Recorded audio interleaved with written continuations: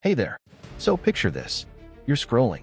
Maybe it's your social feed, maybe it's a group chat, maybe it's a forum. You're seeing a night's vacation photos, a student's rant about their exams, a business owner's shady scheme, a preacher's surprisingly spicy take. A whole cross-section of humanity, all talking over each other, sharing their stories, their truths, their lies. It feels utterly, completely modern, doesn't it? Now, let me take you back about 630 years to a roadside inn called the Tabard, just south of London. Because that exact same thing is about to happen. Welcome back. I'm Ibnul J. Farabi, and this is The Great Conversation. Today, we're decoding episode 43, The Canterbury Tales, Chaucer's medieval internet of gossip. Geoffrey Chaucer, a courtier, a diplomat, a bit of a tech guy for his time. He was into astronomy, law, the works, gave us something that looks, on the surface, like a simple story collection. A group of pilgrims traveling to Canterbury agree to a storytelling contest to pass the time. But what Chaucer actually built was a prototype, a social network, a sprawling, messy, brilliant database of 14th century England, written not in code, but in verse. He didn't have servers, he had manuscripts. He didn't have profiles, he had the general prologue. But the function? Identical. Connection, communication, and most of all, the glorious, irresistible flow of gossip. Let's start with the user interface, the pilgrimage itself. Think of it not as a religious journey, but as the ultimate networking event. It was a rare moment where social strata collapsed.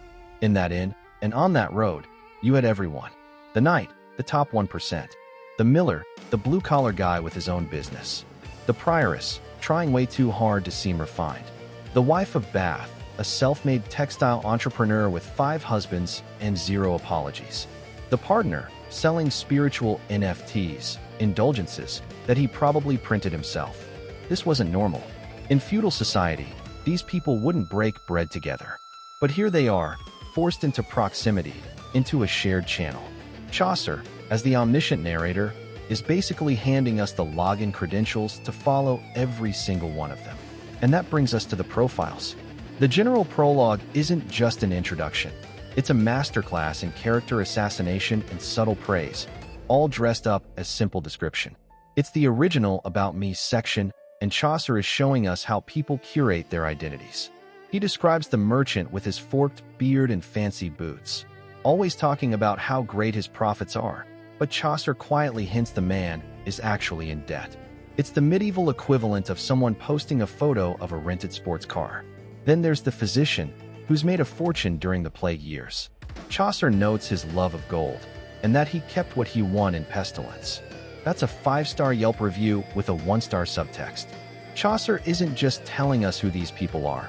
He's showing us the gap between their public persona and their private reality.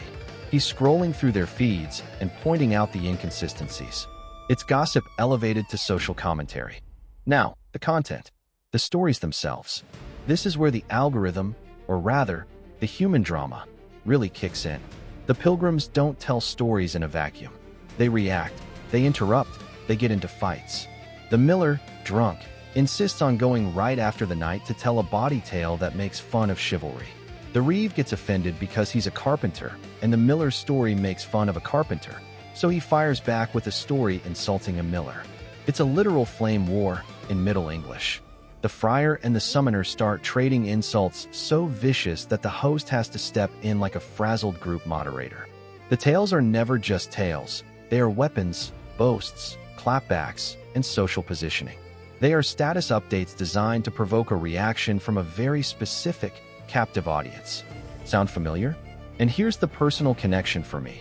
Sitting here in New York, an ocean and centuries away from that dusty road. As an engineer, I look at systems. And the Canterbury Tales is a stunningly engineered system for information exchange. Chaucer designed a framework, the pilgrimage, the contest, and then populated it with chaotic, authentic human data. He understood that to capture the truth of a society, you can't just write a history book of kings and battles. You have to listen to the chatter.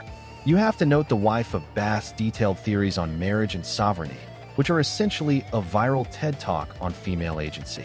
You have to hear the partner brag about his scams right before he tries to sell you a fake relic. That's the raw data stream. It's messy, contradictory, and infinitely more valuable than any polished chronicle.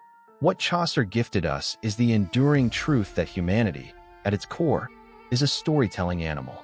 We are always building networks to share our narratives. We've just upgraded the hardware.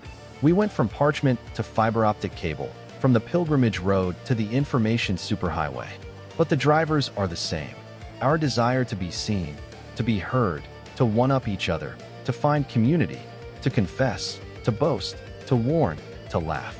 The Canterbury Tales reminds us that behind every avatar, every profile picture, there's a pilgrim with a story shaped by their class, their profession, their secrets, and their desperate need to tell you all about it. So the next time you find yourself falling down a rabbit hole of tweets, or group chat drama, or deep dive reviews, remember Geoffrey Chaucer's band of travelers. We aren't so much inventing new ways to connect as we are rediscovering, again and again, the oldest ones.